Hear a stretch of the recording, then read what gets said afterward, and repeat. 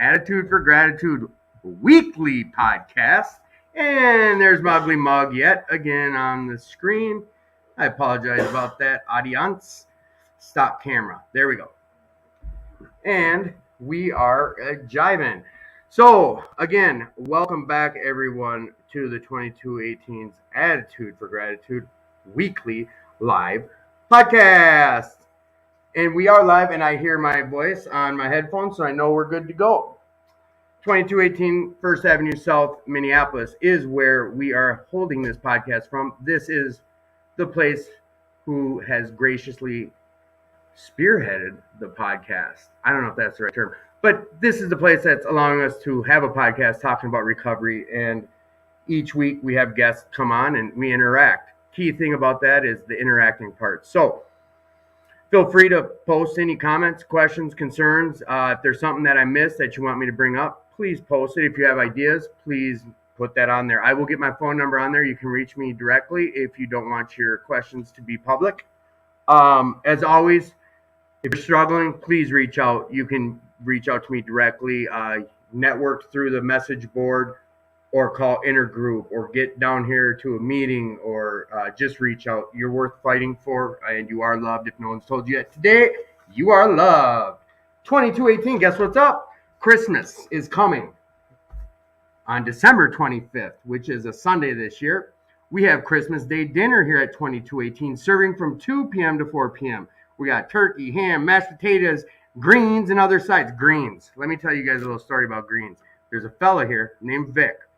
If you've been to the Ride for Recovery, if you've been to any events where they're cooking, you have been maybe lucky enough to try some of these family recipe going back decades and generations of these greens. I was never a guy who liked them until I tried his. And it's like a 10-hour process. And I'm going to be honest, I always thought greens were nasty until I had these ones that Vic makes. And they are delightful. So come for the the holiday. Come for some fellowship. Come on down. No one's gonna be turned away. I'm not seeing a dollar amount on here. It just says donations accepted. So come on down and get a plate of food and enjoy yourself here with some other people in recovery. And check it out, 2218 First Avenue South. That again is December 25th from 2 p.m. to 4 p.m. It's a safe place. There's no alcohol. There's no drugs. Come on down here and enjoy yourself with some other people like-minded, hopefully like-minded. Next, we will be talking about a whoopee party. A whoopee party. Let's say that one more time. A whoopee. Okay, that would be a $10 suggested donation, and that is here at 2218. On December 31st, rolling us into the new year. We have a DJ coming. It's DJ Jimmy B. And I believe he has hosted quite a few events down here, dance parties. Speaking of dance parties, 2218 has started up their monthly dance berees. They're nearing the end of each month. I think this is going down as this month's dance. But I do believe we're going to have another one in January, being how this goes into the new year. But this starts at 10 p.m. with programming through until 1 p.m. On to the first. Meetings all night long. There's a dance through to the new year. There's a game room that's going to be set up with tons of fun stuff to do. $5 pancake breakfast at 7 a.m.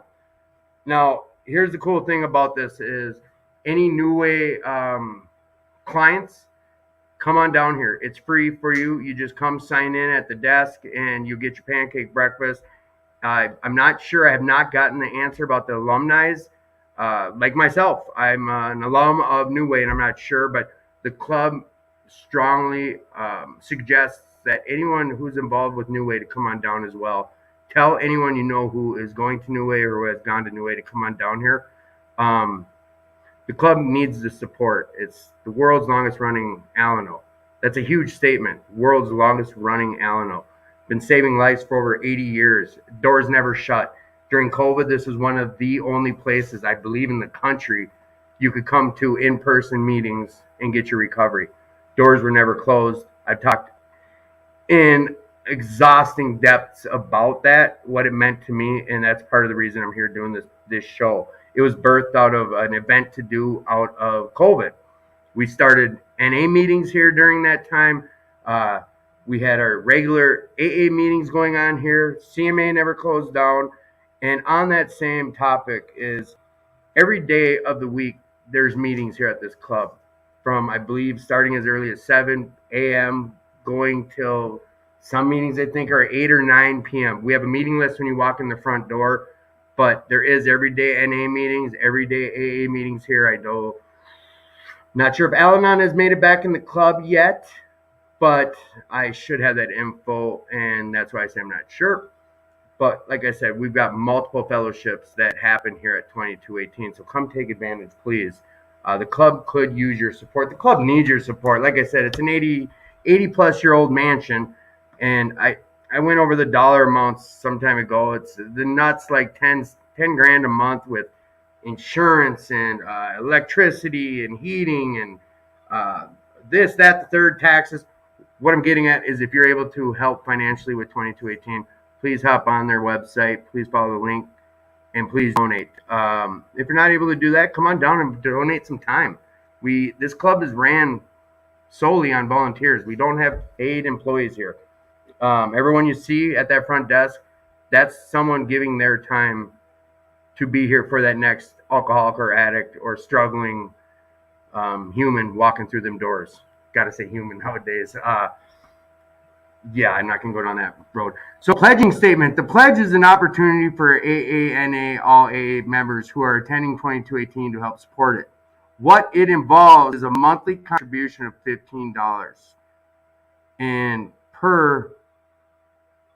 they lowered it. Okay, I should have figured this out before I started reading. Monthly contributions of $15 per month for the first and third month, and a $20 per month for the remaining months. So it's a little cheaper for the first few months, but that's just kind of the base. If you're able to pay more, awesome sauce. But the club needs memberships. It's down further than it's ever been. A lot of people never returned when this whole state shut down. We're talking a couple years now. Regardless, that their doors stayed open. So pledging members have the use of the club during all hours of operation for fellowship and for 12-step work. A pledge to the club is in no way connected to AA, for which there is no dues or fees. If anyone would like to become a pledging member, or if you are a current member and you would like to pay your pledge, please get a hold of someone here at the club. It says please see me, but don't come see me about it. I can talk to you about it. When paying your pledges, please remain with us until it has been noted in the ledger. Thank you. A trusted servant. Back to the whoopee party. I kind of sidetracked. That's me, Tim, doing that, as always. $10, whoopee party. That is the New Year party here. Come on down. Bring your friends. Bring your family. It's going to be food, fun, games, dances into the New Year. It's a safe place to come and enjoy your night into the New Year. How does Tony say it? We drank on, or if we were drinking on holidays, we're having a meeting on holidays. Something like that. Close enough. You got the meeting. I got the meeting. I hope you guys got the meeting. So, Christmas Day party on the 25th, New Year's party on the 31st, and Jane's Gratitude Cafe. We are one of them clubs that has always had a very affordable dinner option once a week here, and it did slow down due to some personal health issues, I believe, or just something to the effect of being able to staff someone to cook for having that affordable dinner. But that's back up and running. Saturdays. It's no longer on Fridays. It's Saturdays at 6:30. Come on down. You're going to get some homemade food made by Jane. If you've ever been here, you know what I'm talking about. If you haven't been here, it's like a tater tot hot dish, vegetables, some type of dessert, cake, homemade cookies, ice cream, coffee, water. It's always something homemade, something good and filling, and it's very affordable. Come on down and make this club your club. I think I have covered all the crap I wanted to cover. Last thing I do want to touch back on is if you're struggling, just please reach out. Again, mental health is real. You don't have to do it alone. you can use this platform. There's intergroup, there are meetings all around the Twin Cities. Nowadays, we're back at a point where you can't throw a rock without hitting a meeting of some sort. So again, you're worth the fight. Fight for yourself. Bring us into the fight. Let someone help. You're worth it. All right, time for a podcast with the three amigos. I don't know what I'm going to call them. The trio from up above. Something to those effects. Let's just round robin it. Who do we got in the house? You got John G. John G. Tony M. Tony M. John B. John B. Welcome, fellas. How do we start this one tonight? Do we? Oh, and you know what? Side note, Elena, hopefully you're having a great trip. Sorry, Elena, our producer, is not here tonight. She is in Washington, meeting her father for the first time. Wow. Yes, she kind of talked about it last week, and we can kind of go into this. Like, these are gifts of the program. Her whole life, she was sheltered from him, told whatever story she was told for scorned woman, her mother, by the sounds of it. And she did her own research, found out where her dad is, and went to go visit him. His health is diminishing or whatever, and she did what she needed to get down there, and she's out there now visiting him. So I think that type of stuff is cool when it comes to recovery. The things that we would have put to the wayside, now we don't. Where do we want to start, boys? I know I'm a host to a podcast that I should be like first, but we're not doing that. I do have some questions that came in after I told our audience who was going to be on the show. I think what we'll start with is, what's your guys' relationships? Whoever wants to take it, take it. I'm John G, and I am the sponsee of Tony. Okay. And Tony is the sponsee of John B. So we got a grand sponsee, a sponsee, a mini sponsor, sponsee. So John's the grandfather sponsor. Tony's is His. We got 3 generations of sponsoring. We got 3 generations. The classic relationship, as my wife said. I finally found my brothers in the world. So not just sponsorship. And family. How do you feel that statement you said? Your brothers. What do you mean? Some people, we have people that listen to the show. Some sitting with a beer in their hand. You know, people from my old employment, some family members. There's people that aren't in recovery. They're on the fence about it, or they're curious about it. When you bring up brothers, what do you mean? This is, when she told me that statement, it hit me hard because I'd never quite seen it that way. These are the family I chose. I did not have a brother growing up. I have a family I'm not close to. A sister that we really didn't connect. And looking at how I view it, this is the family I want to be with. When you got into recovery, Tony, I talked with you in depth in earlier recovery. I remember going to a Hispanic restaurant. We kind of talked about it. I think your story is one that with three people here, it's hard to go into a lot of depth on it. But why did you get into recovery? I know that's a loaded ass question, and we could say it for 3 hours. But go ahead. Why did you choose to finally find these rooms and give it a shot?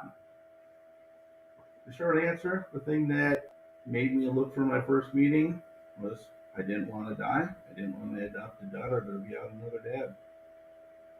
That's what got me into motion. He got me into a room. Now, when you got in the rooms, are you the one? I'm not sure if it's you, but were you going to show us wrong? Were you going to do the steps to the best of your ability to? Was that a situation that you dealt with in early recovery when you came here? Do you know what I'm talking about? I was classic. I was going to either find from you guys how to drink properly, or I was going to prove that you guys were worthless, and so I didn't have to be here. And obviously I'm still here, so I was wrong on both counts. You couldn't teach me to drink, and You did have something I wanted. We're going to come back to that opening of that. John, I believe we got about 5 years, 20, is that 10, 12, 18. So we got about 30 years of recovery in here, 35 years accumulatively. It's a long word for me. John, what brought you to these rooms? Similar to Tony, I had spent 3 different sessions, 3 different Septembers, back to back to back in the hospital, basically killing myself, destroying my liver. And I had been told that I was going to die if I didn't stop drinking. And I came to Alcoholics Anonymous because I wanted to stop drinking, not knowing that that's one of the huge benefits I got out of AA, but not even close to what the whole process has been for me. And you mentioned before about having a brother. I didn't have a brother either. And I found finding a man similar in age with the exact same MO, all the same things I've gone through, it was immeasurably helpful for me because I have a father, wonderful father, but I wouldn't be talking to him about the kind of things that I'm talking to my sponsor and my friends at Alcoholics Anonymous with. So having a same-sex male in the same age range, going through the same things I was magical for me. Found a connection that was unbreakable. So, see, and I'm going to do this quite a bit tonight, boys, is John, you probably think I'm going to go at you with the same thing. I'm not. We're not going to have you loaded up to answer the same question because John is a returning guest. He's been on, if you're up to me, be on a recurring monthly guest, but we've had you on, I think this will be the 3rd or 4th time. 3rd, I think. Yeah. Okay. You even got to present your mom with a coin on one of our shows, which was 37 years. You and I were talking right before we came in here. You dealt with some life stuff. You had a choice. You got some news. You had a choice to go to basically go to a meeting or go deal with some life stuff. And I think this ties in about what they're saying with brothers and finding another. That's what made me think of it. A growing man talking to another growing man.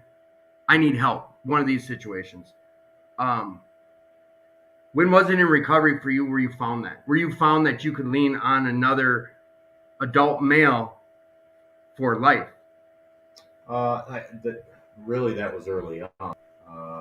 But this last go-around wasn't my first go-around. Oh, it wasn't. That's right. You weren't a one and done. I wasn't a one and done, no. So I had nowhere else to go and had tried everything humanly possible to solve my drinking problem to no avail. So we read last night in our Thursday night meeting that alcohol beat us into a state of reasonableness, and that's where I was. So I had a sponsor that took interest in me and kept me busy. He knew that there really wasn't any social activities or life outside of drinking and with me and my wife, and we had a young daughter at the time, and so he kept me pretty busy and pretty engaged. Is that the same sponsor you have today? It is. So he was with you prior to, so he'd be the great grand sponsor. Okay, I forget. Great. And he's been on the show quite a few times as well. When it comes to talking about he's been with you, was he there for multiple go-rounds? No. Okay. No. The multiple go-arounds, the big book and sponsors were not in my plan. Okay. So, hence my failure. Your failure. Oh, yeah. The mind of a chronic alcoholic. I think that comes from page 27. It talks about it. The mind of a chronic alcoholic. I want to talk about this. Yeah. Could we say all three of us understand what that means, all four of us? Yes, I do. Personally clear. Painfully clear. The mind of a chronic alcoholic. The word smash comes to my mind, but what's been the best method for dealing with that topic? We're going to go around like this. John, back at you. Dealing with the mind of a chronic alcoholic. Does that go away? Does it? I don't want to throw out that many questions. How do you deal with the mind of a chronic alcoholic for you? Well, the book tells us that we suffer from a hopeless state of mind and body, and it also tells us that we recover from it. Our book tells us that insanity, which is the lack of proportion of the ability to think straight, and that's early on. But in the 9th step, it says that sanity returns. Okay? So the mind of a chronic alcoholic goes away after doing the work. I have the ability to think straight. When I'm suffering from untreated alcoholism, I have the mind of a chronic alcoholic. And that's what we have to solve in doing the steps. So when we're doing the steps, it's kind of a crappy, the mind of a chronic alcoholic. That's just what we have. There is not, you don't get past that, I guess. You have it. I had it. You had it. And after step 9? Did it go in order as such, like you just said? Is that how it worked for you? Well, I wouldn't say the first time that I went through the book that it went away, because I was still thinking, feeling, and believing things that a chronic alcoholic would think, feel, and believe.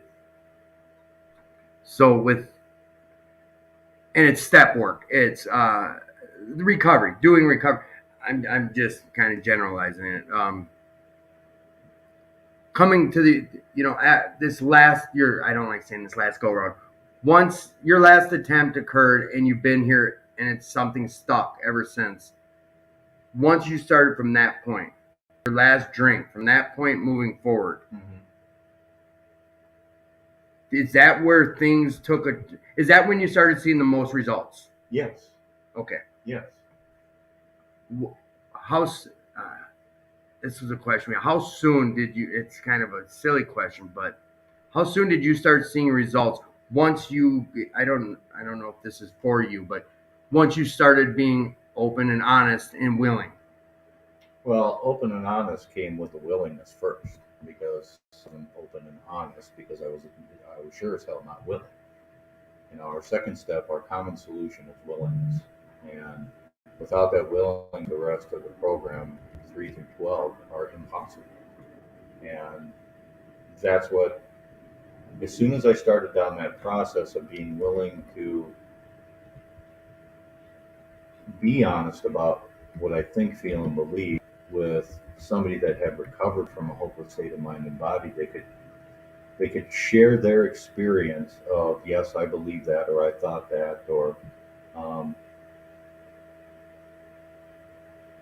and show through their experience how what I thought, felt, and believed might not be where I was aligned with what I chose with a higher power. It's not the man that I want to be. It's the man that I was. And that seems to happen quite a bit with us. Yes. That's the majority of people and we're really good about saying my experience, or keeping it in an I statement type of situation when we share sometimes. I heard it last night at our meeting. Like Bob made sure to say, well, this is my experience. With our own experiences, the men that come into these rooms, it seems like that's repeated. It's the same, not facade, that's not the word. It's the same scene. Like with most alcoholics who come into our rooms that are there for the same common reason that we're all there, it seems to end up at that same finish line or that same thought process. Tony, the mind of a chronic alcoholic. Talk to me about it. What's your thoughts on that, or how do you see that statement? I don't know. We brought it up last night, and I wrote it down because I bugged you how you crushed it. How do you deal with the mind of a chronic alcoholic? If it's the same answer, it's the same answer for you, Tony. Because when you came in, you said, like, did you believe this program was going to work? For sure, maybe not, but you're going to give it a shot. So mind of a chronic alcoholic, you come to believe the susceptibility to alcohol is not going to leave me. But I can take steps that are going to deal with my thinking, deal with what's going on inside of me, to relieve that mental condition, the obsession, all the things that make me want to reach for a bottle. And that is what, at a point, at about 2 months, I saw the men around me in Alcoholics Anonymous differently. I decided to reach out and find out what the heck is in this book. And that's the point I reached for a sponsor. Explain this thing to me. And that was the point of going in the book, understanding it, applying it, and making changes. That's when things inside of my head, inside of my spirit, change. Sitting in a meeting for 2 months, nothing really changes other than I'm not drinking, but I'm still the same guy in the chair. Taking actions, examining my life, my condition, following the recommendations of the program is what actually makes my thinking change. Come back up to today.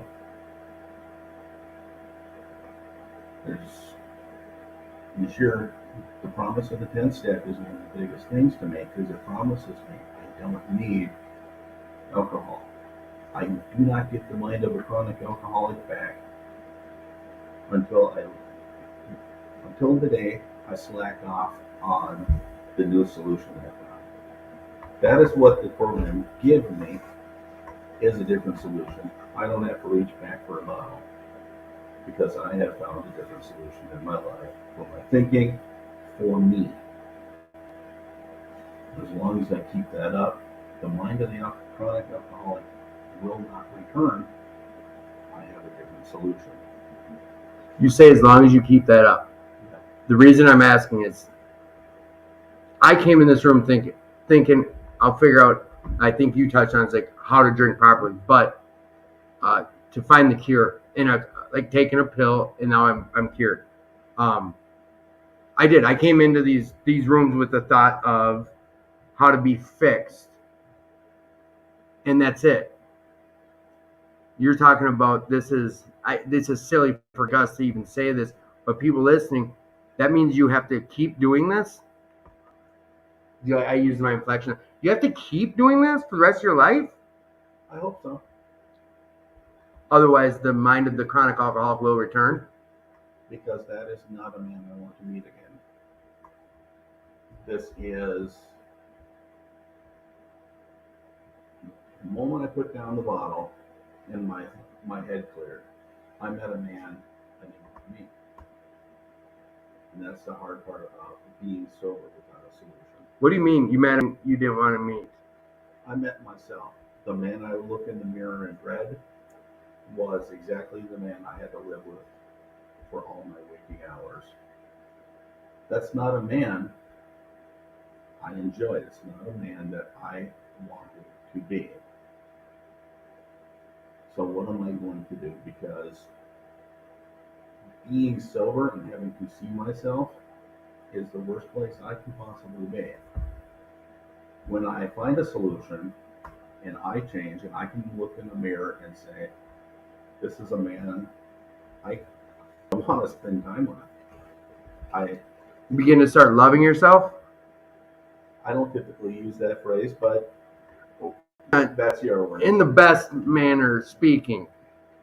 It's a man I want to be. It's a man I can finally appreciate and say, the man I wanted to be when I see myself in the mirror. This is a guy I appreciate. When I let up on the solution is when I start to slip back. I see glimpses of that man again. Mind of a chronic alcoholic can't come back to me. So those thoughts just And don't go that is away? not a man I want to see again. That is my motivation to continue the work, and why I say I hope I get to continue this work Right. is because it lets me stay a man that I want. I want to continue becoming. So you talk about motivation. To stay in the mindset you have now, these thoughts, the chronic alcoholic thoughts that you work so hard to keep away, I think you started touching on it. Do they come back ever? And if so, what do you do about it? How do you deal with it?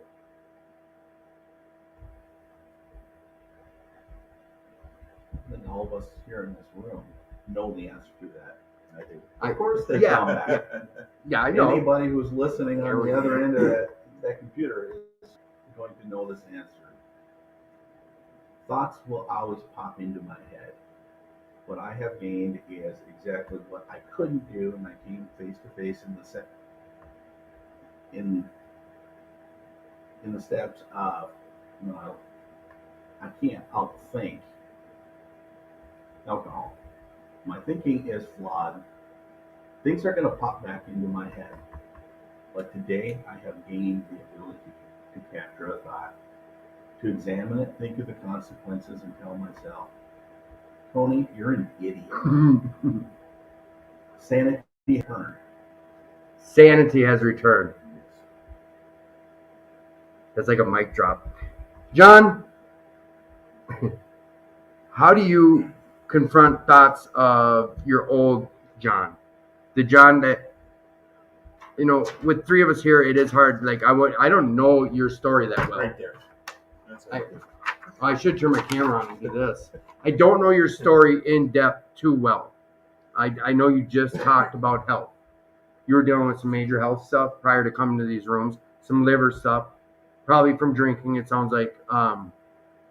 Those thoughts about picking drink up, or the reason about living the way you were living prior to these rooms, what do you do on a daily basis, or weekly, or monthly, or if any, to combat them thoughts, or to deal with the old John? Well, I was happy with the old John when the old John was a normie, and when his life was under control, and when things were going according to plan. When I retired early, in my early 50s, and they say that idle time is the devil's playground. I ended up really just having too much time on my hands, and found that getting drunk or drinking early in the day and being able to hold it on for the rest of the day was kind of a hidden unique talent that I had. So I went with that for a while, and I found I lost what I was before, and Tony had mentioned obsession before. My life became, it was a constant thought of when am I going to drink? What do I have to do today to drink around that so I can keep up my responsibility? I had 2 kids and a wife, and I was trying to balance all that out mostly by being dishonest and hiding. And I didn't like what I like I was before that, but I couldn't get rid of this obsession. Before it became a problem. Before it became a problem, I went to again. I was hospitalized three different times where I was had jaundice, eyes yellow, face yellow. Was really struggling. I had started out with a fatty liver, and then found out that I had given myself cirrhosis. So I had a real strong reason to get away from drinking, just to save my life for that perspective. And you wanted to live, just to clarify. I was one of those that I was born in a wonderful family. I had nothing negative, right. No abuse, wonderful parents, wonderful sister, wonderful upbringing. I had nothing that was deep and painful for me. I just enjoyed drinking too much, right. And I lost it. It became the thing that drove my life and that drove my planning. And but it was always embedded with fear. I was afraid. I didn't want people to know what I was doing. I didn't want my friends to know what I was doing. I had to make up stories to get out of getting together with them because they wanted to have a happy hour and I was already drunk. And so it became, I came into the rooms, as I said before, to get away from drinking. I found a whole new way of life. And it's a pleasure for me to go to the meetings, and it's a pleasure for me to keep learning. And that's the one thing I've found with going to the AA meetings and being in the community and the fellowship is I just continually learn. It's not about not drinking; it's about life. It's all the lessons that come along, that come in the big book, that are really the drinking is the least of my issues as I think about them now. It's staying in my spiritual sense. It's doing the next right thing. It's making sure that I'm trying to be the best father, friend, son, brother, and husband that I can possibly be. And the only way I can do that is to remain sober and to remain spiritual. And I don't know if AA brought me to God or if God brought me to AA. God was always there, but I wasn't listening, and he was shut out in my life. And through these rooms, everything came back, and it's been nothing but a blessing. We're going to talk about some higher power here in a little bit. You brought up fear. This program has taught me a ton about fear and how much I was living in fear prior to these rooms. Tony, where was the point in your recovery? I should ask, was fear a part of your life prior to recovery when it came to your problems?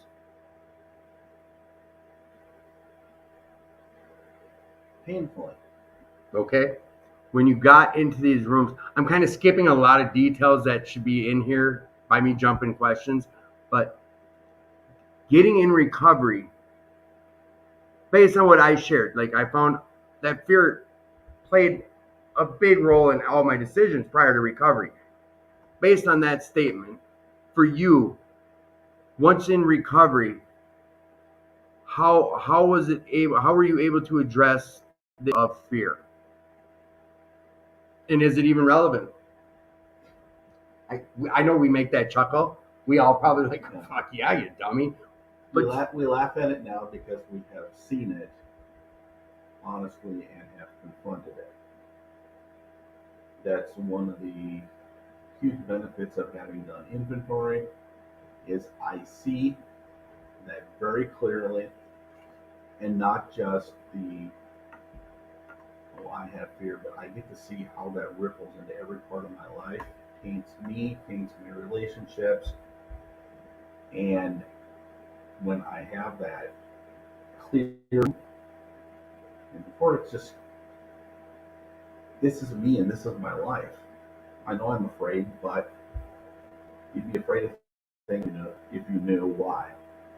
When you get a clear look, when I got a clear look, and I got a clear look at what it was doing to me, who I became, reacted to the world, my entire life was tainted by it. Then I have a motivation of, what am I going to do about it? Because this has got to go. This has got to change. I know what it's doing, and I refuse to let it continue.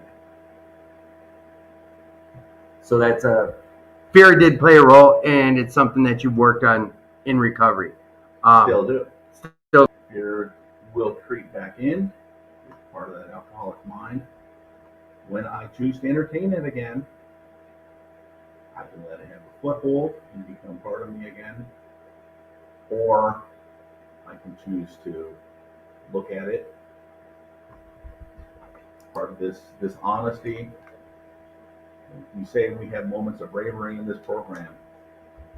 It is that ability to look at myself squarely and say, that's not right. That's ugly. I'm doing it again. It's those moments when I see I need to change because looking back. That's how we catch ourselves and avoid that relapse into the mind of a chronic alcoholic. The mind changes long before the bottle's ever picked up again. so I think, And I'm not this wise where I purposely brought these questions up the way I did. The mind of a chronic alcoholic. They were talking about fear. Would a statement of saying the mind of a chronic alcoholic, you had fear because of having a mind of a chronic alcoholic? Fear is a key part of the mind of a chronic alcoholic. It is part of my DNA. Okay. Does it keep you drunk? Paralyzing fear. Paralyzing fear. Paralyzing. Drunk was the medication, the solution that let me not ever confront it, see it, because if I take a look, then I have to ask the question, what do I do? And it's just easier to... It is easier to numb than to face it. Fear is a natural human emotion. Did you say it's one of the ones you're born with, right? There's a few... We've had it since we came out of the goddamn ooze, Did you say ooze or womb? The ooze, whatever it is. I love it. Fear has been around us. Fear of the mastodon, fear of the saber-toothed tiger, fear of walking down the middle of a goddamn highway. Fear is good. We're supposed to have it. It keeps us healthy. Paralyzing fear, unrealistic fear, that keeps us away from people, God, and situations that paralyze us from that is unrealistic. And that is the mind of a chronic alcoholic. A chronic alcoholic, like me, my God was reason. Some other gods are work. Some other gods are friendship. It's always something else. It's not a personal relationship. That's a mind of a chronic alcoholic. Those things fail. They have nowhere else to go. A chronic alcoholic does not take a look at their mistakes. They point fingers of circumstances and everything else. A mind of a chronic alcoholic does not find things that are objectionable with himself. A mind of a chronic alcoholic does not ask God to remove those objectionable things in his life. A mind of a chronic alcoholic does not testify to the things that he's done in his life. A mind of a chronic alcoholic does not go out and make amends for those things that he has done or she has done. That is a mind of a chronic alcoholic. So, no, I cut you off. Keep going with that. Because I saw you're digging into our life book. I go nowhere without them. Because you can pull from, on to another question. You pull from that book on all situations of life nowadays? Yes. Because is that, like in school, they gave us a book for biology. Yes. And to learn biology, you read through that book. Yes. For life. Yes. Kind of, on to the next is explain what that book is to you. Well, I mean,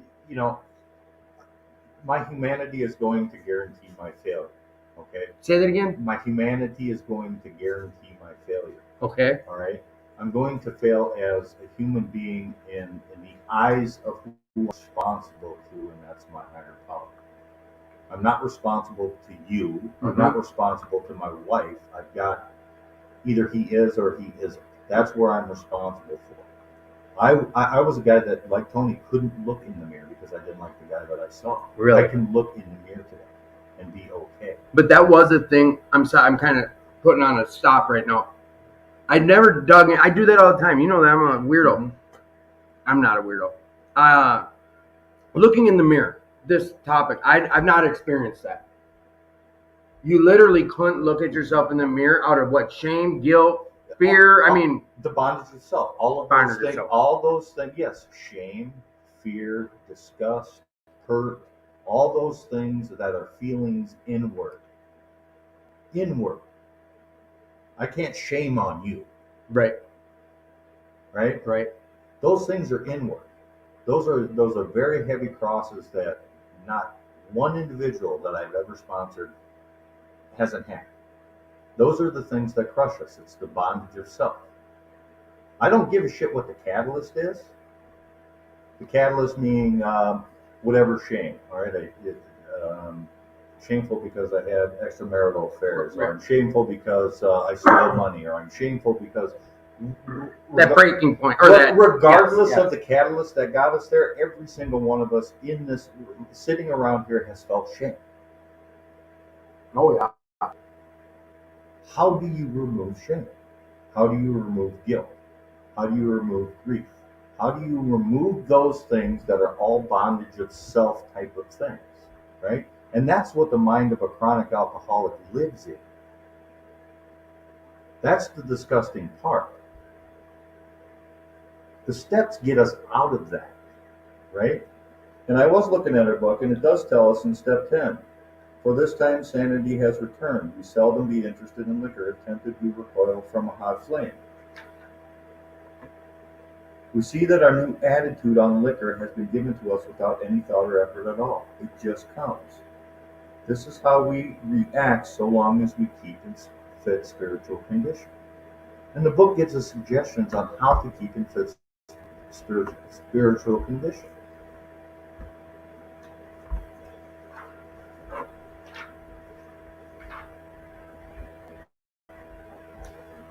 Got one more that I saw in here that I'm gonna. The book I was talking about was the Alcoholics Anonymous. That's Nevertheless, we find that our thinking will, as time passes, be more and more on the plane of inspiration. We come to rely upon it. A mind of a chronic alcoholic doesn't rely on that. They rely on self-reliance, all those things of bondage of self. Do I have instances where, in the eyes of my higher power, I fail? Yes, I do, because I do attend step religiously. I take a look at those things. I constructively review my day. Constructively. A mind of a chronic alcoholic does not constructively his day. because that's looking at self. That's exactly right. Yes, yes. I no longer have the mind of a chronic alcoholic. I have a mind of a normal person that has recovered. To keep that, there are things that I have to keep doing. Daily reprieves. That's exactly. Tony, what's on the tip of your tongue?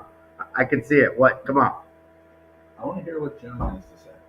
Get after it, John. Yes, John.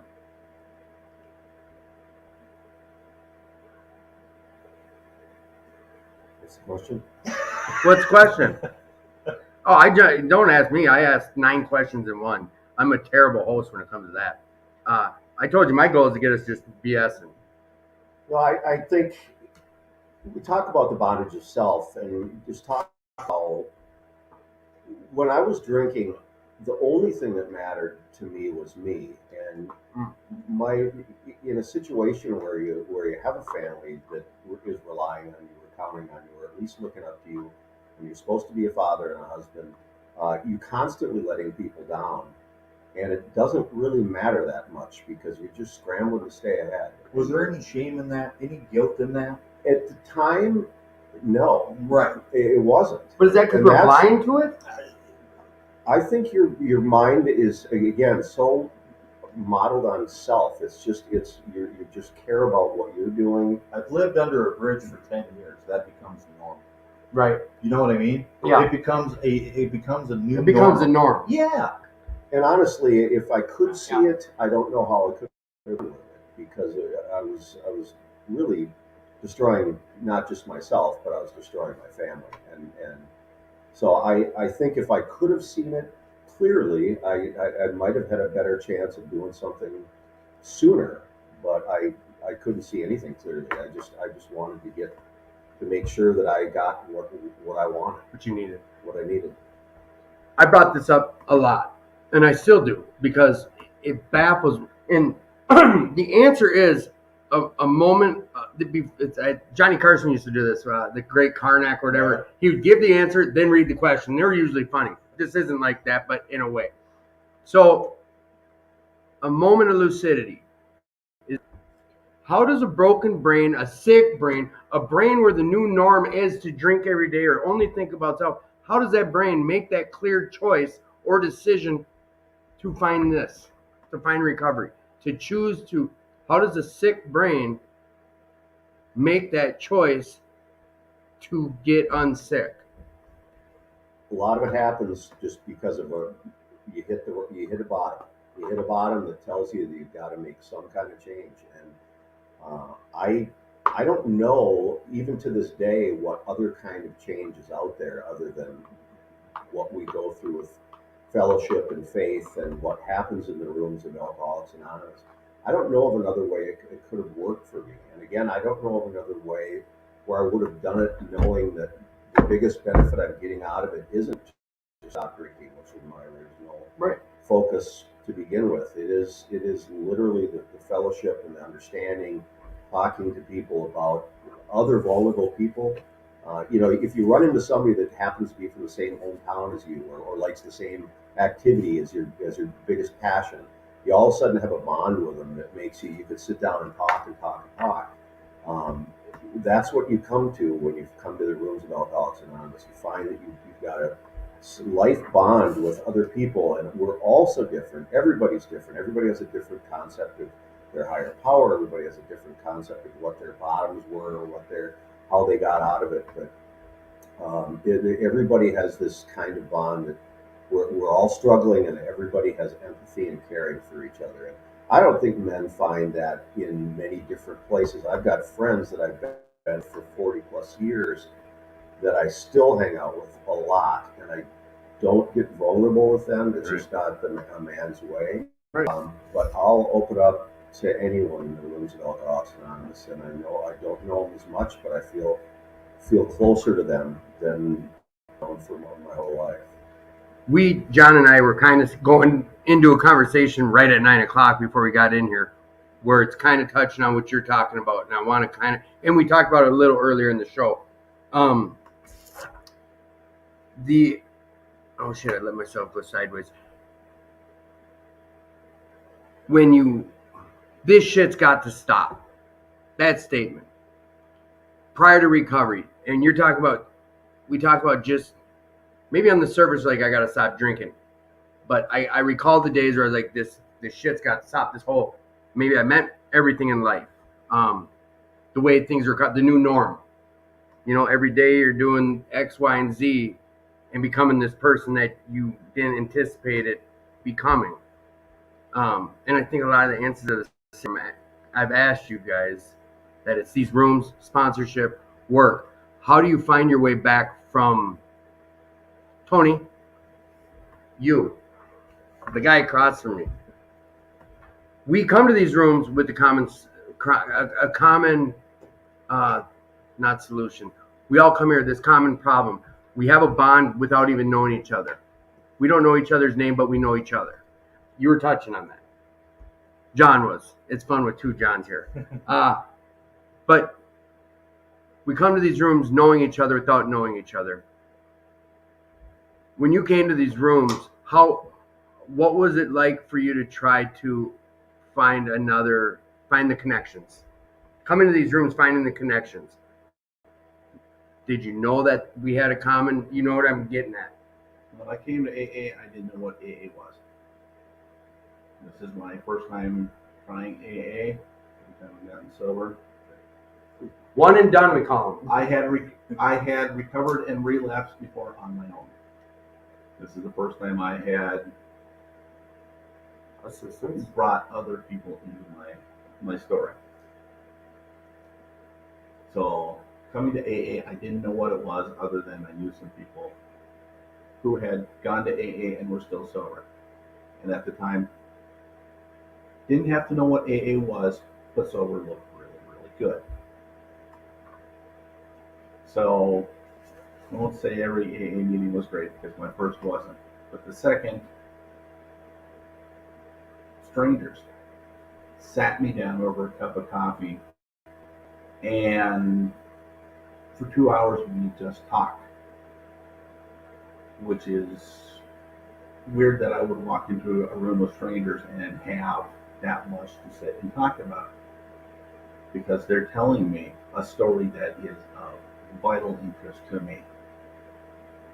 They're telling me a story that sounds like my problems, but even more importantly, they're giving me hope that that's not the end. I can go into other situations and find people who have lots and lots of problems. But they're not offering me a way out of that. When I sit down, somebody buys me a cup of crappy coffee, and it becomes the best, most memorable cup of coffee in my life because they told me it's not the end of my story and there's a way out of it. Go into a room with a man and he tells me his life story. And this is John. And my response is, stop talking. Come back today. How are you not drinking about it? It's like, you sold me on how much we have in common. What I want to know is, of the two of us, one of us doesn't want to drink today. This story I'm hearing makes me want to drink. You hear the story and you're happy with your life. How? That is the thing when I sit with other men in AA. Common problem, common solution, and the fact that it can be contagious. It's a design for living. The book uses that word, and the thing about a design, it's a plan that can be copied. It's a plan other people can see and carry out. Welcome to You Sound Like Me. I hear myself in you. Amazingly, I also hear that there's hope for me and there's something for me here. And as we go through this process, we've got sponsors, sponsor, and all this other stuff. We sit one-on-one and we deal with these steps. And I know I've told them you don't understand it now, but you will. You just have to keep going, right? More will be revealed to you. Or there's instances where there might be something brought to the table, and you might ask me for advice, right? Today, because he's married to his wife, I'm married to my wife, and like I said, you might not understand it now, but you will, or she's going to ask a question, or has it come true? Right? Because I've had that experience before. Right. He's even had that experience, right? And I know it's coming. I've had it, right? That's the natural progression of how this thing works. And you get enough of those underneath your belt, you know it's coming. Right. You know what they're going to experience if they continue to keep doing this work. I know those that don't continue to keep doing this work, they're going to get thirsty. They're going to get thirsty. I've seen it happen over and over again. No matter how much I share my experience or all the whatever it is, they end up thirsty, just like I ended up thirsty. Right. And I can give you all the promises out of the book, but there's a hell of a lot of warnings that I've experienced as well. Now, there's a chapter in this book called Bill's Story. Mm-hmm. I believe all three of you have heard it or read it, correct? A couple of times. We'll start with you, John. What's the relevance of that story to you? What does it do for your meaning to you? Well, wait, I'm sorry. Do you look at that story in the book as part of our life lesson? That's where this question is at. Coordinate with that. It is. Bill's story, a culmination of what happened, what he had to do, and what his life is like now. Mm-hmm. And it's a synopsis for the rest of the book, right? Because everything that's in Bill's story is in that book. Mm-hmm. It's just condensed. Right. I like to say it should be 44 pages. Mm-hmm. Not 164, 44, because they repeat their stuff over and over and over again because we're stupid. 44-page book in 165 pages. Yeah. Because we're stupid. Yeah. Knuckleheads. They repeat themselves over and over. And they do it in masterful detail, Yes. right? Wizardry. Exactly the same thing said differently. For those of us that are hard-headed and need to read it and hear it again. Oh, now it makes sense. Right. Well, they've said that exact same point 3 times before you finally got it. And it's wonderful. No, and that's where I always say it. I said it out there. Our predecessors, the guys who came before us, it's wizardry. But now that we're in the depths of it, it's almost, to me, it's like, God, this is common sense. Of course I need to talk to another guy who's got the same problems I've had, that can help me walk through life with these, and I can lean on them when I'm struggling. That's why I wanted to bring up Bill's story versus, this book. Because I guess I see it as Bill's story, and then we go into the life lessons. But Tony touched on it, is you're hearing another person's story, and a lot of us find ourselves in Bill's story. I've heard from multiple people come on the show or in meetings, we find ourselves in Bill's story. And for me, it's almost like the pillows getting fluffed for us to feel comfortable. Like, okay, wait a second, okay. Because it's one of the first things we are shown in this program, in that book.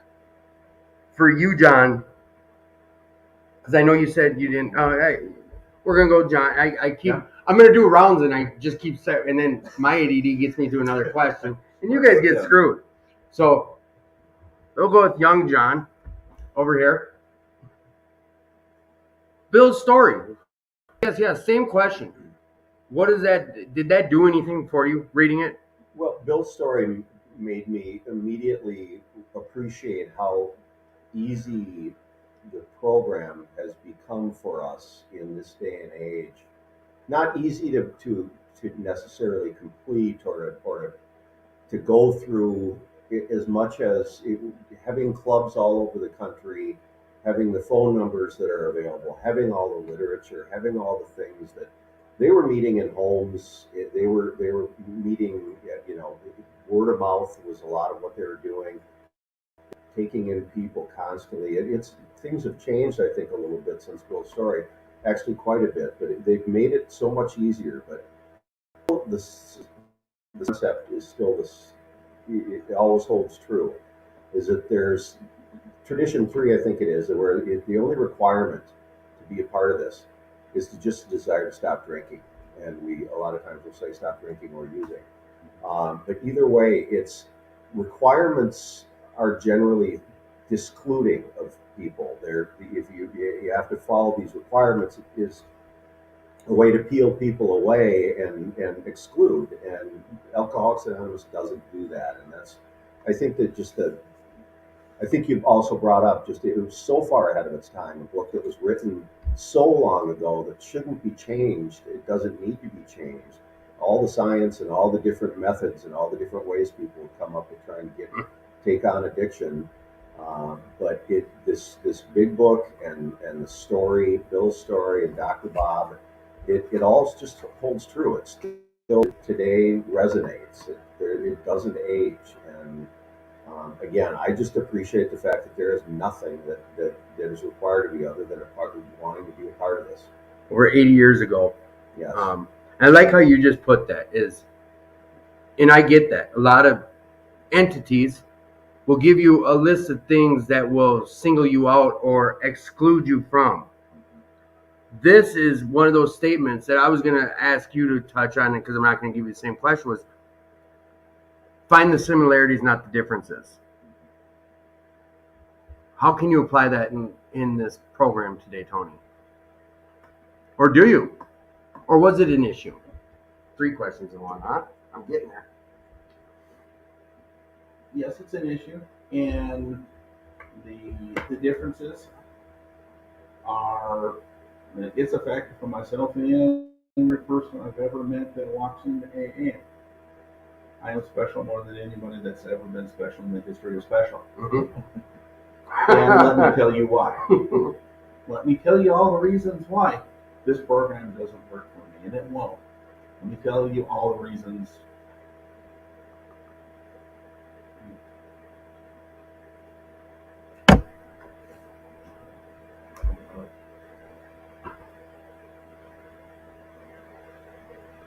Well, I'm writing some. I have a further question coming up here. It got brought up last night. I think it was Rob who kept repeating it. We're so quick to scream out about what's not working or what you're doing wrong. I don't recall. I tuned certain things out and I shouldn't, but I think I'm going with what you're saying. It starts from, if you knew my life, if you knew what I experienced, you'd drink it. And everything in my head, how crazy I was. And all these things, the more I break down my walls and I get to know the people around me, yeah, that sit down with the world's worst cup of coffee that tastes like the world's best, and I find out I'm not as special. Other people have a story that sounds like mine. They have something that I haven't experienced yet, but I sure would appreciate having. I found out that the things in my head that I think are crazy, what is wrong with me? Why am I broken? I found out I'm crazy just like you. Things I think, am I mentally ill? Why do I act like this? What's wrong with me? Oh, I guess I'm a garden variety nutcase alcoholic. I'm not so special because I'm sitting in a room where everybody is special just like me. No, bondage itself, I think there's a lot. Walking in these doors, and it was you or someone who brought that up first, and it's in the book. But when it was broken down to me, really what that is, it's kind of like, if I'm interpreting it right, is what Tony talked about coming into these rooms. I came in thinking my story was more special, but just everyone, wait, hear this. That's a form of bondage itself, John? Well, let's get back to what I gave Rob a ride home last night. We talked about this, and our book tells us that our reaction and our attitude to life is going to change. And it might not be that what they're saying is incorrect; it's how you're taking it that's incorrect. I'd be older. Maybe they're trying to be helpful, and you just have a resentment and anger. Look inward. Why are you having a problem with what's being expressed to you? And that's how you look at it, right? Look at everybody, and they're coming at me, they're coming at me, they're coming at me. Well, maybe they're not coming at you. Right. It's how you're viewing it. It's how you're taking what God is putting in front of you. How you're receiving it. And how you're receiving it. Maybe they're trying to be helpful. So that's the conversations that you have. So is that something you can work on? Pause? Or you brought it up last night, I think, getting irritable, discontent, frustrated. Yes. These are how do you work? How would you give a suggestion to a sponsee coming to you saying that? How do I address these issues I'm having? And I feel like everyone's coming down on me without just saying, well, maybe you're hearing it wrong. Well, the fact of the matter with everyone is a broad brush. Okay. Let's be a little specific is what I would say. Well, somebody said that I don't know what it is. Okay, well, let's break that down, right? Sometimes the reputation that we've earned. We've earned. Yeah. Right? Mm-hmm. It might be coming from somebody that we haven't made amends yet, and we're on our 100th time around the deal, and you're saying one thing and your actions are doing another, and they just don't believe it. Could that be the case? That we made. Yeah. Let's take a look at it. That's how I address it.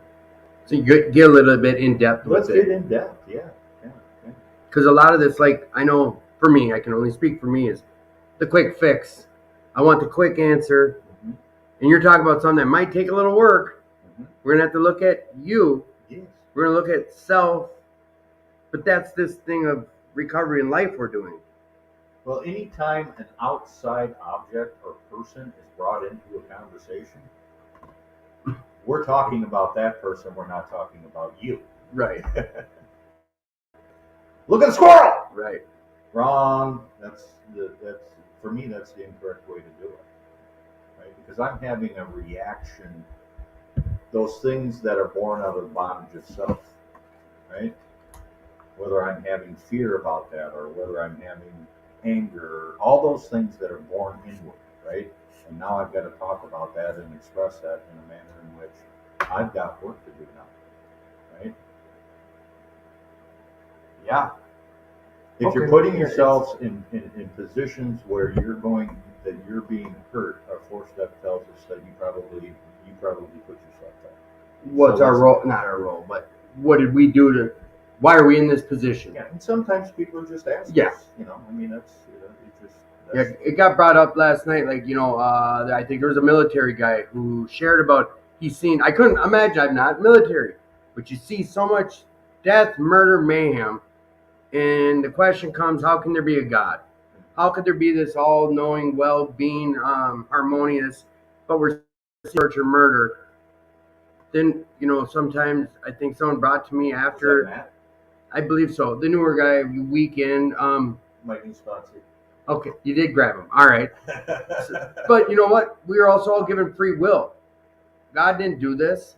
Man did this. And I want to say I get it, but for me, it took a while to understand that I'm trying to blame someone else for your actions. And that took work and time. John, we've all talked about this. We hear it a lot in opening meetings and stuff, but willingness. What does that word mean to you? Well, I think willingness is all about just honesty. It's literally, and it starts with step one, where you talk about it says we admitted we were powerless. It's you have to come to terms with who you are and what you're. Um, and so I don't know. I just it's. I guess that's my answer. It comes down to honest. Well, and you could dissect the shit out of that word because you said it too. The other John 1 and 2. Open-mindedness, honesty could start with willingness, or willingness and open-mindedness could start with honesty. Or you got to be open-minded to have a little willingness, and that's the acronym for HOW is honesty, openness, and willingness, and it's you can't begin to deal with your own conflicts and your own personality and your own person without understanding, without being willing to delve in, without being willing to be self-critical, without being willing to. But it takes time. The defects that you've built up are real, and it takes a lot of time and a lot of meeting and a lot of understanding from people around you to understand why it is that you're doing what you're doing. But you have to be willing to just, I guess, take it slowly and really look in the mirror and begin to address what it is that what's causing you these kind of problems. And generally it's not. It's the alcohol is but a symptom. There's a lot of things that go on in your own mind that create this kind of addiction. You went into subpart B of that question for me and started answering. Well, the concept of willingness was first brought in Bill's story. That's when it was first represented to us. On a foundation of complete willingness, I saw I could build what I saw in my friend. Bill tells us that willingness is the common solution. The foundation of complete willingness. What is that cornerstone of that foundation? It's step 2. It's the cornerstone. Then after we do our 5th step, it says that we take an hour. Our stone sticks. Mm-hmm. The foundation stone or the cornerstone of step 2 and the keystone of step 3. It's cryptic. Yeah, when we start talking about foundations. Yeah, what the hell are you talking about? That's why if I was to read this on my own, I go, well, fuck, I'm not a mason. What the hell are you talking Right. about stone? Is the mortar properly in place? What do you mean, mortar? What the fuck? Where in the book was there mortar? Right? Did you try to make mortar without sand? What the hell is the sand? Yeah. Well, it's prayer. Once you do this, you start to understand what they were trying to tell us in masterful detail. But this is also where it's so critical, life-savingly critical. We do this with someone else. Yes. Left to our own devices. Yeah. Woo! So this is going to bring us right into one of the two other questions that I was given prior to your guys' arrival. And I was going to swing the table on willingness, but this next topic will probably take us through the end is higher power. Higher power. Tony, this is going to be 2 or 3 questions I'm throwing at you in one. Do you have a higher power? How does it play a role in your recovery? Let's just do that. Do you have a higher power, and how does it play a role in your recovery if you have a higher power in your journey to it? I do have a higher power, or I would not be here. What do you mean? Because that is what changed everything. After struggling with the God idea, I'm not unique on that. Was there an issue prior to recovery about the God idea? Absolutely. I had a big issue. I know some of these answers, but What did I tell you in room 5? I'm going to say that was a pretty bold ass question. But this is when I believe I truly began the relationship. The closest I can describe it is, for all my life, my house had just been a little bit sideways on this foundation, and it moved, and everything fell into place. And I stopped fighting God. Like, I have. Your higher power is God? My higher power is Jesus. Okay. No, I just, because you said God, I wanted to make sure. Okay. You asked me, so I get to say. Yeah, no, I just want to make sure anyone listening that, because I asked, But do you have a higher power, and you have referenced I God. have lived all my life with that same name, and they had no power for me. In that moment, I found the power behind that. Okay. And that is what changed everything for me. To where I had the power to stay sober, find courage to do things I never wanted to do, didn't think I could, say things I didn't think I ever could, look at myself in ways I didn't know I could. That when there's a moment in my car coming back from John, yelling questions, and it changed everything.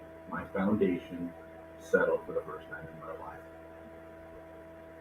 Without that, I don't know where I'd be, but with that, it let me move forward. You've said, you shared at New Hope Alano, where, side note, guys, anyone listening, we know each other pretty well through a men's meeting at 6:30 p.m. on Thursdays in room 1 and 2 at New Hope Alano, off Bass Lake Road. If you would like to come, we welcome anyone of male gender. It's a men's meeting. So we have a cup of crappy coffee for you, and it will be the best thing you've ever tasted. yes, it will. It's just like looks. Not the prettiest until all of a sudden they're a good person. Wow, they're the prettiest I've ever met. That was a shitty analogy. Tony, you shared your story. You shared at New Hope Alano a few weeks back, and prior to, you shared with me the process, because I'm going to be sharing there soon, and I was curious, how did you approach it? And what was your answer to that? What did you do to prep for it, or how did you approach speaking? That goes in with this question. Ordinarily, I'm in business, and I love to prepare and charts and graphs, and if I could have got away with multimedia when I speak, I would have. And so I did something I absolutely don't want to do. I stopped trying to plan. I got up at a podium, shut my brain off, and opened my mouth and let God bring words up. Let God bring words up. Out. Out. God bring words up. That was your prep work. My prep work was stop trying to prepare, get your head out of the way. Because that's me. I will second guess God every day. What is it God wants me to say? And then room need to hear from me today. That's what I love to do, is prepare and be smart. And when I stop trying to be smart, when I stop trying to second guess God, better things happen than I could ever do. We have a guy named Bob. Your guys' Papa sponsor. He also did one other thing. I was waiting. Yeah, get to it. What did he do? He talked to the sponsor. Yeah. When I asked you about it, you said that. I went to John about it, and I think your suggestion was pray, because that's what you told me. And that's your answers. Your answers, what we recollect right now. Well, there are some things that that you don't have to get into detail. Right. To hit the human feelings of the bondage of self of the people that are sitting out there. Like I said, the catalyst doesn't matter. Right. Right. Yeah. So we don't have to say, I ran over a little kid, a dog, and while drunk. That doesn't matter. No. Because every single one of us has suffered from the bondage of self, and we know what that feels. Mm-hmm. Right. It's that recovery of how we overcome that's the important part. That's the important part. I don't want to go to a meeting and I want to go on, it was bad, and this is what I had to do, because that's the solution. The similarities, not the differences. The similarities. Not Quick side question is, in room 5, what did you tell him about his higher power? Because you said something to him. You said, I told you room 5, and then you said, what did I tell you in room 5? I told him he was selfish prick. From the sponsors, see, we get it real. Us men talk real to each other, and he told his sponsor he's a selfish prick. There was a lot of real talk last night at our meeting, which there always is at this men's meeting. Sometimes it might feel as though some feelings might get hurt. Some people might get cut off in the middle of a share and reminded, get a sponsor, which for others it might feel a little uncomfortable to hear it. But end of the day, we're trying to help each other save lives in return to save our own. Yeah. I mean, and it was done lovingly. Yeah. I mean, it was, it's a conversation that you have and take a look at, like this instance with Rob, and take a look at ourselves, right? I have to. As soon as I hear a bunch of we had a guy on the show, John S. He's been to our meeting a few times. He's a great kid. I love the guy. He was just on. He'll be back on the 30th. And he said something to those same effects. Is people close to me know he put a suggestion out to his friends that if I'm talking to you and you notice I say I within the first few minutes of whatever I tell you, and if I'm talking to you longer than 2 minutes, cut me off. Tell me shut the fuck up and get out of your way. And that to me, and I've known him for a while now, and that's part of the growth we see in these rooms. Do you have a higher power, John? I do.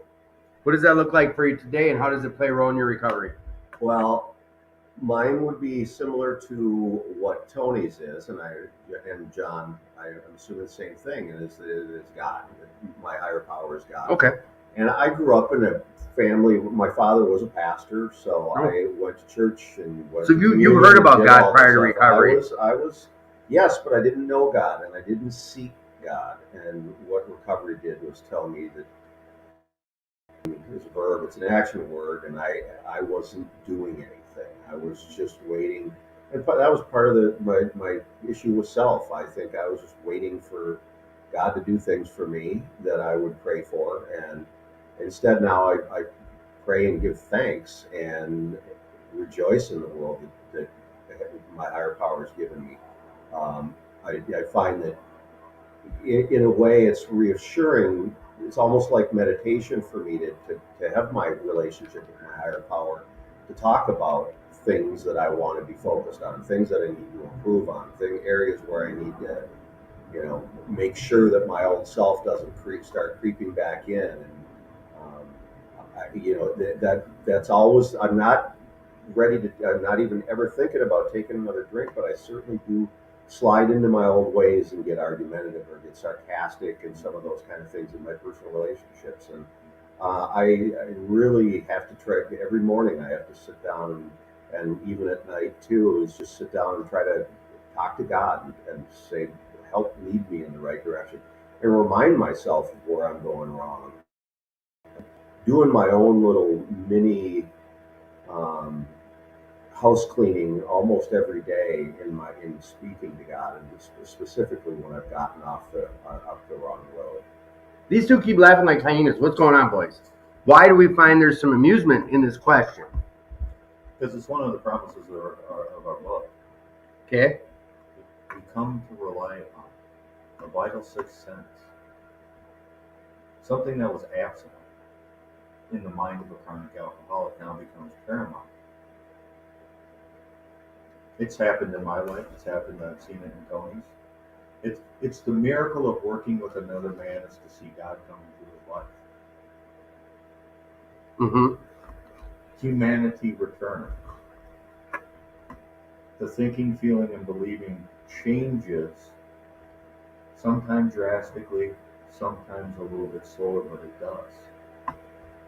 And that's the miracles that I get to witness in doing this work and working with other men. So to see that passed down, and that it is tickles you. It just I love it tickles you. He said something about it being an action word. You know what? No, I'm gonna. What do you go deeper in that? You did talk a little bit about that. God being an action word. Would you just either kind of repeat what you said a little bit about that, or go further into detail about that? Well, it's like my sponsor told me, if you want to play a game of hide and seek, and you tell everybody to run off and do their hiding, and then you don't seek, the game doesn't go anywhere. At least it doesn't go anywhere fast. And it's something.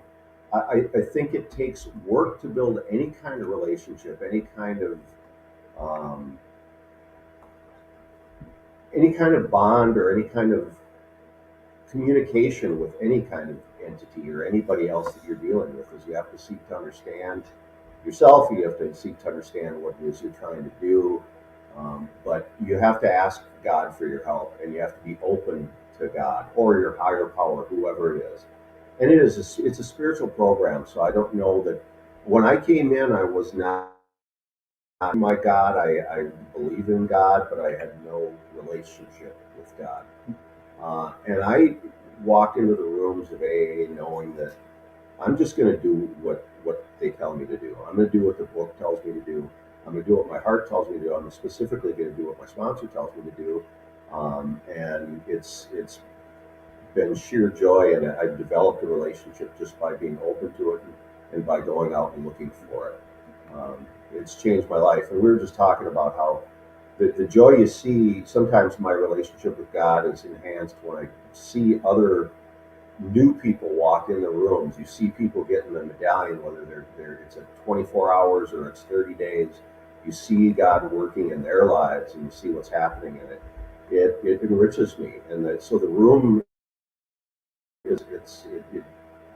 but it makes me feel really good being in those rooms and learning all the time and seeing people that are making the steps that I made. Every place where I've never been happier in my life, and I've never sat around on a Friday night 5 years prior to this on a Friday night and even had some semblance of sanity. Right. It's not normal for the way I lived my life for a long time. So For what became the norm? Yes, and the norm is being able to think clearly and being able to do positive things for people around you. I think that's what my higher power wants me to do. Well put. Thank you for elaborating on that. John, Mhm. do you have a higher power? We went into, you know what, we don't need to as much, but I really dug into, I think it was that show where your mom, and it was you and John, Mhm. about higher power, and all the way back to childhood stuff, because to me it's fascinating, and we had a lot of good feedback about it, but Mhm. your higher power, what does that look like today in the role that it plays in life today and recovery? Great interrupter. Yeah. It is the most important part of my humanity. It's number one. Monumental. It is monumental. That's exactly right. I don't know if I've shared this on previous podcasts, but early on I got a black belt wife in Al-Anon, and it was early on, and she was going through her Al-Anon with her sponsor, and I'm still working. Obviously, early on you still got a lot of work to do before you're no longer the man that you once were. Even though that you're sober, you're still trying to become the man that God wants you to be. And I've known my wife since I was 14 years old. I'm 53 now, so she's seen me at my worst, and she's seen me try to do this and fail miserably. And sometimes with earnestness, and sometimes just to my hair. But I forget what the details were around it, but I tried to make amends for something, and she says, "I don't want the apology. You should be doing it to your higher power." What was your feelings on that when she said that to you at that time? This is the aha moments that you get by having an experience of trying to do what the book tells us, and coming to that. Not only was she right, because I failed in God's eyes, not hers, my God's eyes. Because if I'm apologizing to her for something that I found objectionable in the way that we were communicating or interacting, I need to be going to God first. And in instance after instance after instance, I'm reminded of that. You shared about your second child and how the great interrupter played a major role in that. Oh, for fuck's sake, yes. Oh, for fuck's sakes, yes. I know there was recently. I didn't ask you guys. Usually, I say, is there anything we're not going to bring up or you don't want me bringing up? Is everything still open? Oh yeah. And that's a shitty way to do that while we're on the air. Do you mind if I bring something up? How the hell do you do that? I've had guests do that to each other on the show, and I'm like, that's fucked up. Your wife has just recently dealt with the family's dealt with mom having some health stuff. Correct. Yeah. Are you okay sharing about that? Sure. What happened? What went on? How did you guys address it? And how did you deal with it? Well, she was diagnosed with the big C word. It's something that you go in and you never want the doctor to tell you that you have. And this was shortly before Thanksgiving, and it's something that stares you square in the face. It stops all plans. It stops all hopes, all dreams, and you focus on her health. And we dealt with it, and she's a nurse by trade, so she dealt with it in her own way. I dealt with it in my own way. If you're ever in a meeting with me, I'm an open book. I'm going to tell you exactly what's going on in my life. I don't carry crosses. And I do that because I need you before I go back into that bondage of self and start carrying this shit myself, thinking I can do it. I was just not going to do it. But we got through it. She's cancer free now, and it's we're not shopping for caskets. I mean, and like you said, when it comes to things of that nature, I was at the meeting, I think, and you shared about it. And anyone listening, and John touched on, we come to these rooms. He's had friends for 40 years that he's not intimate with. And we're talking about a heart-to-heart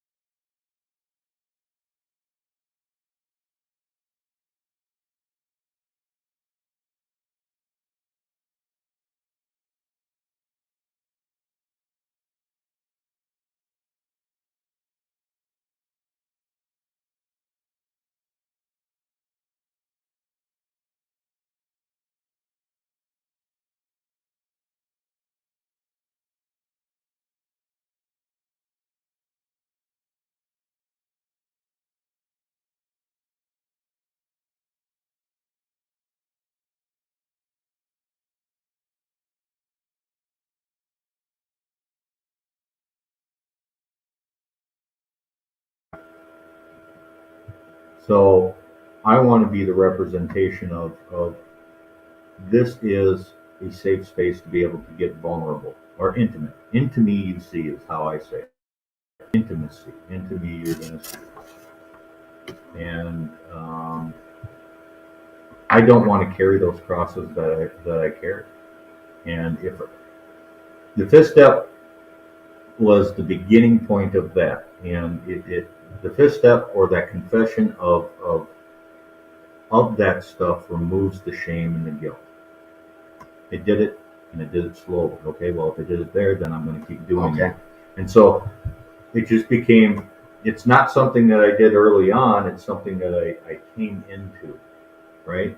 Okay. It might be something that I would meet with men and I'd tell them individually, and I'd be quiet in the meeting, and I wouldn't, but I don't do that anymore because I know that there are people down there.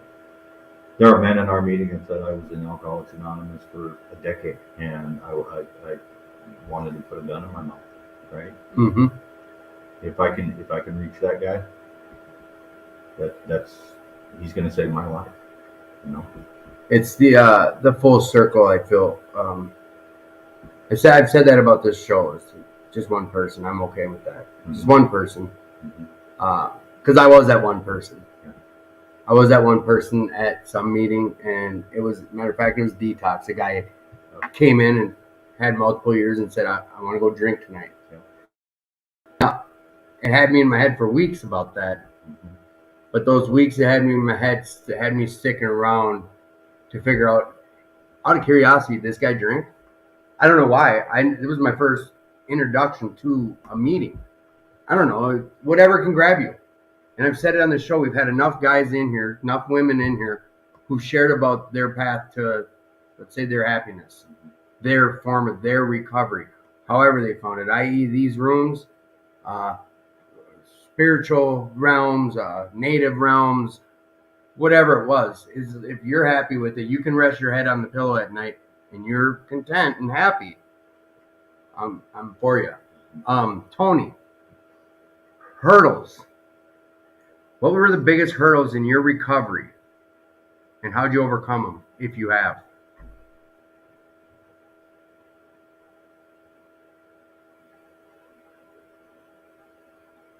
Starting out, I would say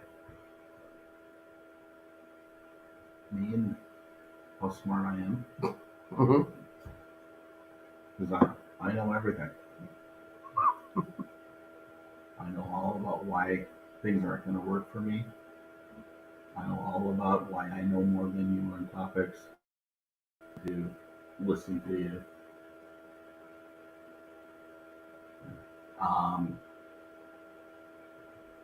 Fears. Things I don't think I could ever say to another human being. Sitting in meetings when there's a wall between me and you. Because I don't think I can ever let you know who I am and what's going on inside. Those are major hurdles that hold me back, that have to be overcome. And they were major roadblocks. I've hit them enough times, banged my head against them enough times to recognize them when they're happening again. But it's still there. I can still hit my ego and want to be so smart that I reject the very thing I need today that you're going to say. I can still have fears and thoughts in my head that I can't say because it sounds silly. It sounds weak. It's why I look at John in a meeting of, I don't know if I could say that today. I have growth to do. But this is also why we have amazing patterns of men all around us where we get to see that behavior and say, maybe I would like to grow up and be like that someday. Yeah. It lets me know it's possible. because from my starting point, that stuff wasn't possible. How do I know? Well, I never did it. And I had to learn that it is possible and it's okay. Well put. So, not Maserati John.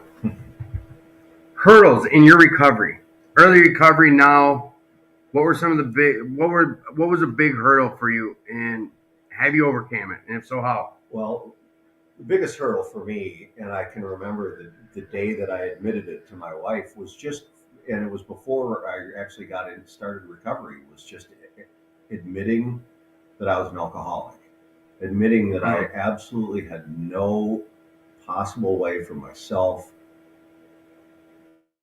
responsible, and I've done a lot of things in my life that I felt good about, and I've had a lot of control, but I had no control over this. And There's a story about you in the book.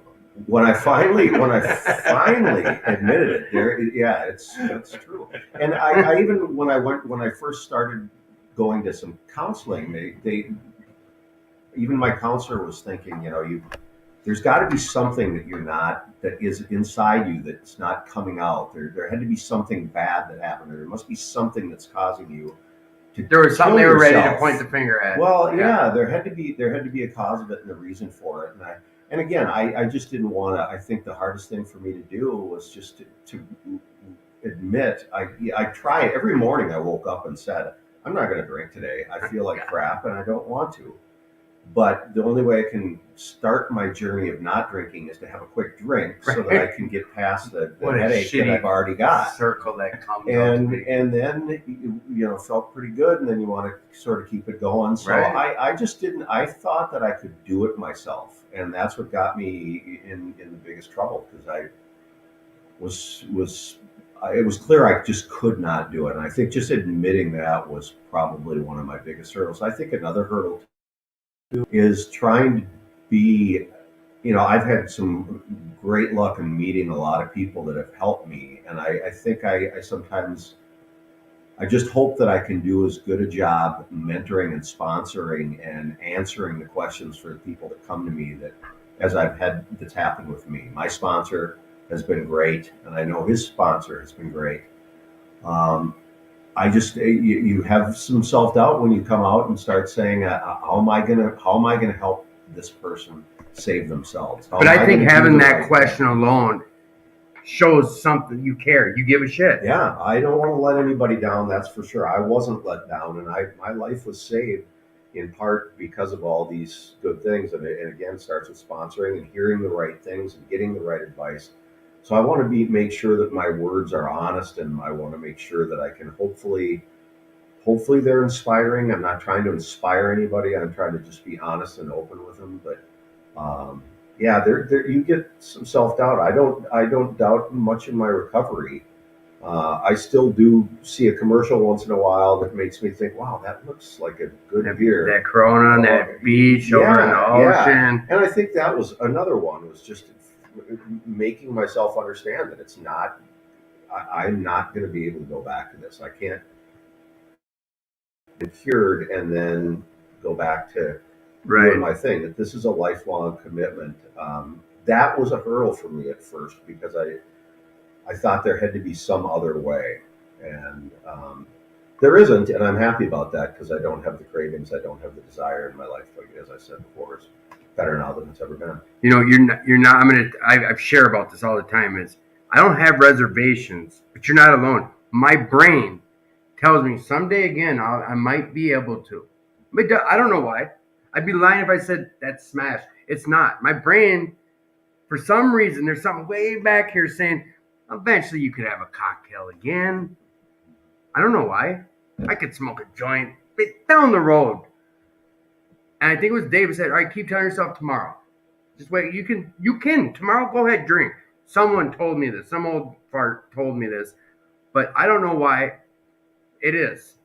Maybe I think I'm counting on it becoming the norm that it's not. I want hours with you. I just have a brief one last question for you.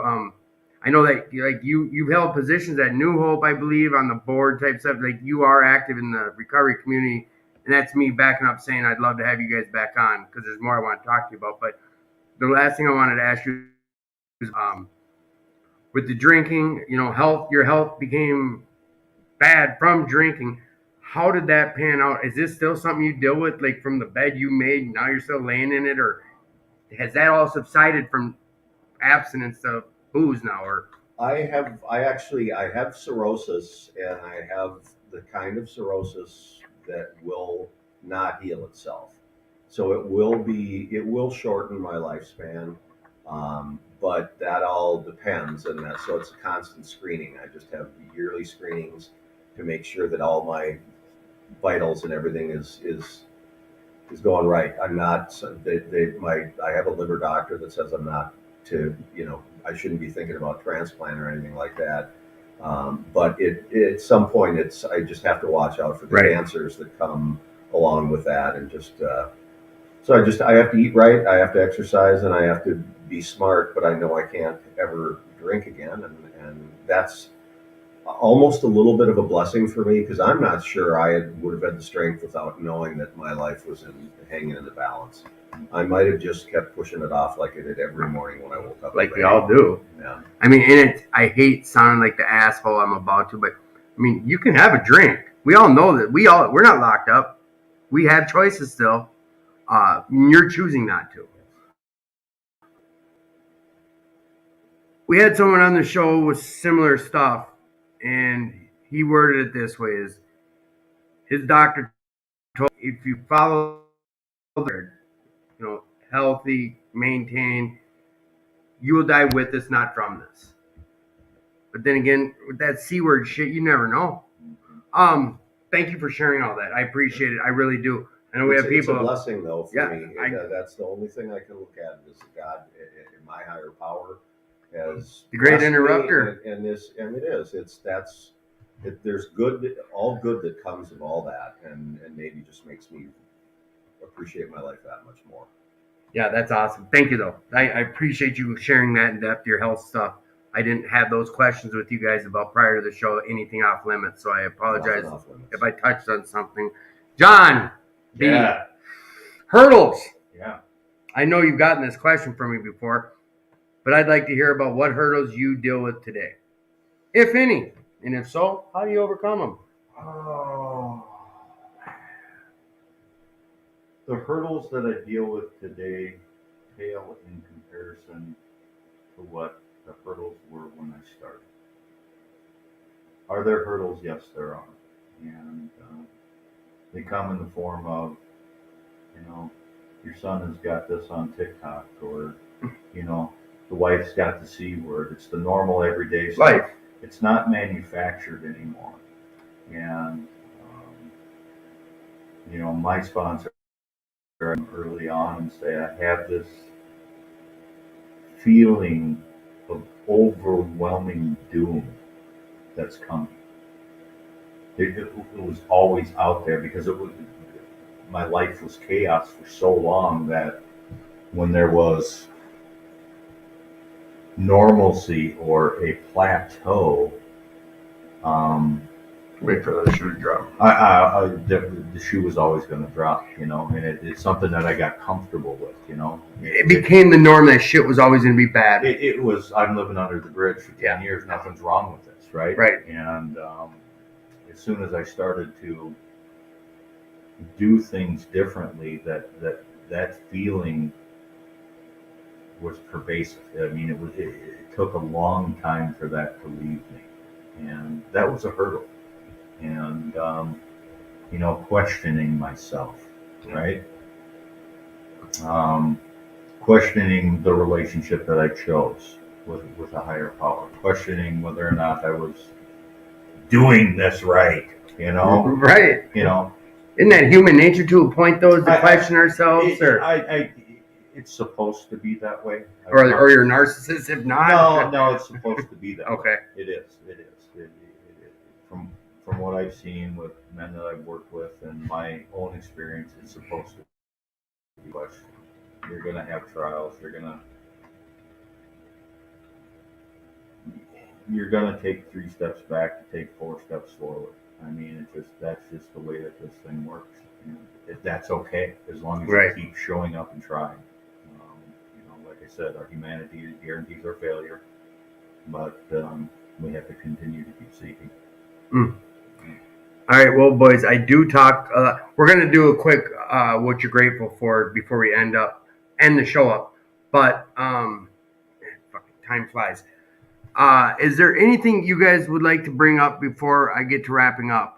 We're gonna go over a few minutes. Sorry about that pizza I've been thinking about for the last 15 minutes that Tony brought up. Is there anything that we didn't bring up that we'd like to share about, or you want to get off your chest? Or is there anything you just want to say before we wrap up? We'll go around. Are you good? Yeah, I would just like to thank you for we're getting to allowing us gratitude share, after this. because that's basically what we do in AA is share. That's what we go around the room and we share and we talk about our plight and our issues and our strengths and our weaknesses, and it's always enlightening even to verbalize it with other people. Tony, anything you want to touch on that we didn't touch on? Well, like you've heard here, that the generations of sponsorship, and I think about we that. are saying my sponsor did this, my sponsor told that. But what I've come to realize is it's not because I was so great, it's because somebody did the same darn thing to me and did the same darn thing to them. This is generations deep farther back than I know the names. And so I'm grateful that this isn't something any of us had to figure out on our own. Right. All I had to do was shut up and listen, and I heard some really great things that it makes me look smart. I didn't think of it. He told a story that while he was telling it, and he said he heard it from his sponsor. You point over to John, and I imagine some of that stuff John can point over to Bob, and Bob gets to point over. There's a guy, Paul Birch, who runs Will Work for Recovery over up North 2nd Street, who has daily meetings there as well. He says a lot of things.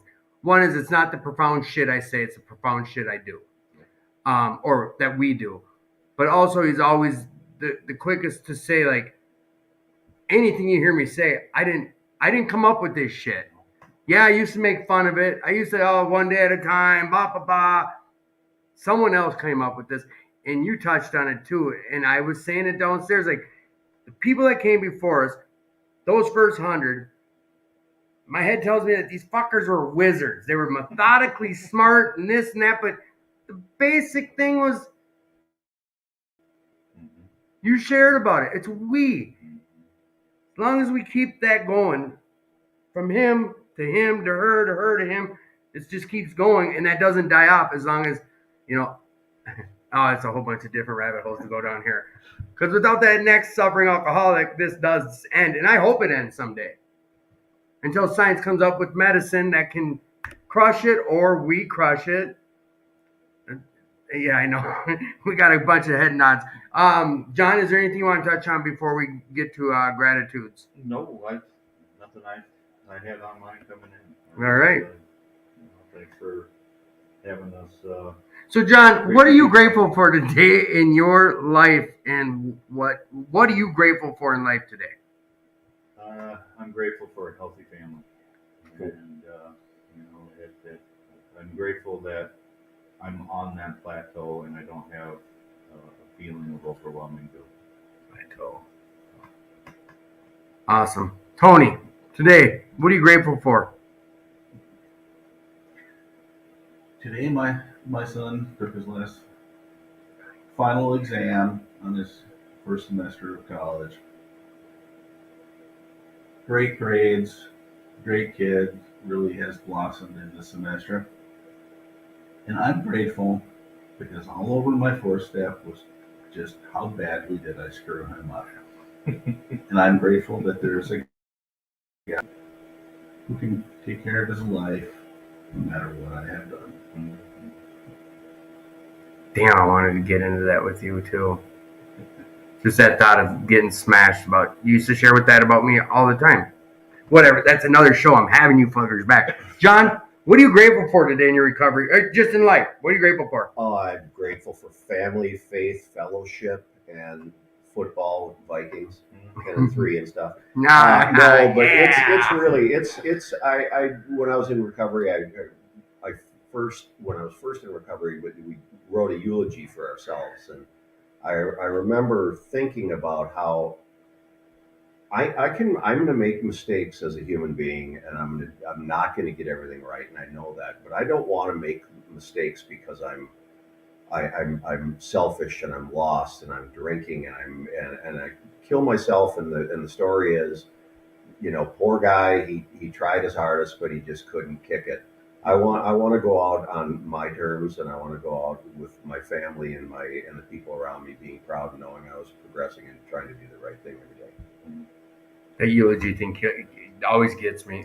They had us do that at treatment too, and that's a strong thing to do. Even to write it today, you challenge yourself to do it once again. 5 years in, I don't know is that morbid to do, or is that just a growth exercise? I don't know. 2218. I'm grateful for life, and I'm grateful for the opportunities that get put. Be able to see them and try to take the cotton out of my ears and put them in my mouth long enough to hear them. 2218, First Avenue South. That's where you are hearing this podcast from. This is where you hear it from weekly. The Attitude for Gratitude podcast. Appreciate the support again. If you're struggling, please reach out. You're worth the fight. You've heard us four gentlemen sit and talk all night about a different life. You don't have to do this alone, and you're loved. If someone hasn't told you yet today, I love you. 2218, Christmas Day dinner, Sunday, December 25th. Servings at 2 to 4:30 p.m. Turkey, ham, mashed potatoes, greens, and other sides. I went into detail about these greens. I'll say it one more time. Any thoughts you had about greens, smash those thoughts until you come try Vic's greens. I'm going to be honest. I thought greens were dog shit prior to this, but that's probably because someone didn't cook them for 10 hours and they weren't made by a guy with the recipe that's 6 generations old. These greens are just, don't cheat yourself out of trying them. That is Sunday, December 25th, serving from 2 to 4:30. That's here at 2218. Also, we've got a whoopee party coming up. That is here at 2218. That's our New Year bash this year. I wanted to talk a little bit about our other Alanos around the Twin Cities. Basically, all clubs are having celebrations on Christmas and into the New Year. So just know, like, if you're worried about going to your family where there's temptations you don't want to have to face, come to one of these clubs. The majority of all of them are open. What's up? And just know, meetings are still on. We may be having meals, we may be having fun, but we're still here for meetings. Yes, we drink. What is it? Come on. Well, your addiction didn't take a break. We drank on holidays, we meet on holidays. We drank on holidays, we meet on holidays. Again, the whoopee part. I just love saying whoopee with that big, heavy whoop. So the whoopee party is our New Year bash here this year. And once again, that is December 31st. Meetings all night long. Dances through the New Year. We've got a game room going on. A $5 pancake breakfast. We got DJ Jimmy J in the house. $10 suggested donation. If you are a client at New Way, come. It's free.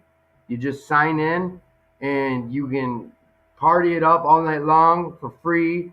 Pancake breakfast for free. Tell all your New Way friends to come check it out.